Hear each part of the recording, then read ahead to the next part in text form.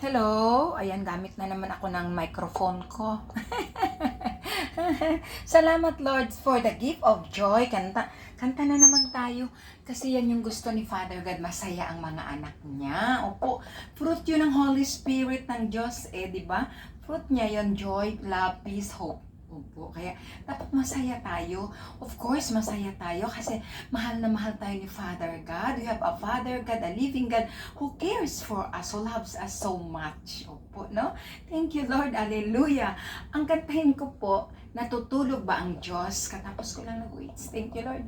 Opo, natutulog ba ang Diyos? Natutulog po ba ang Diyos, mga kapatid? Joke. Joke lang po. Opo, hindi natutulog. No. Father God is not sleeping. He is so busy watching over us, His people, di ba po? He is constantly watching His people. Thank you, Papa God, sa pag-aalaga mo sa amin. Salamat, Papa God, for loving us with your everlasting love. Kahit na hindi ka po namin mahal, opo, minsan nakakalimutan ka namin, pero po ikaw, Father God, constant love po talaga, unconditional love. Pero ako po talaga masabi ko, grace of God, the most essential in my life now is my Papa God. The most essential, the most important in my life is my Papa God. Yes, because alam na alam ko po talaga, wala akong magawa. Without Father God, I am nothing. Kaya, wow. Thank you, Lord. Hallelujah. No, salamat po, Lord. Thank you, Lord. Pinapaalala mo yan lagi sa akin. Okay, kanta po tayo. Kanta tayo. Maganda ito. Pakinggan niyo po, mga kapatid. Maganda ang music niya. ang lyrics. Thank you, Lord.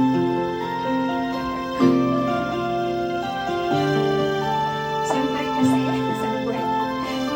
Celebrate bakasyon. Di mo man.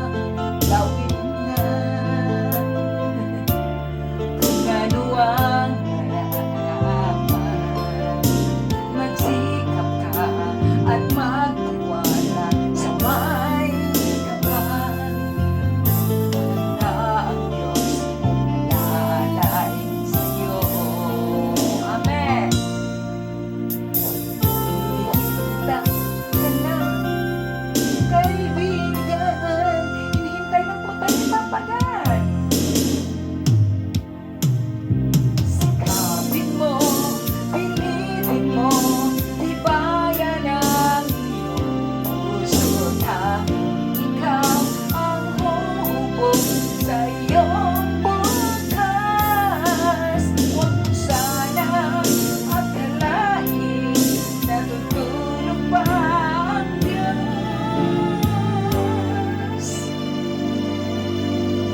Ang buhay mo ay mayroong halaga sa Kanya. Salamat, Lord. Opo, kasi sobrang mahal na mahal tayo ni Father God. We are created to the image and likeness of God.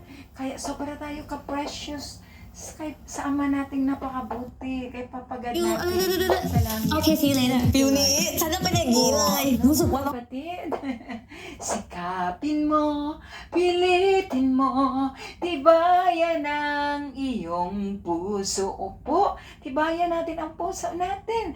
Kasi meron tayong Ama sa langit na buhay, na napakabuti, makapangyarihan. Opo, nagmamayari ng lahat except our sins. Opo, so kay Papagad, my life, may buhay, may pag-asa. Thank you, Lord. Katulad ko. Hallelujah. Thank you, Lord.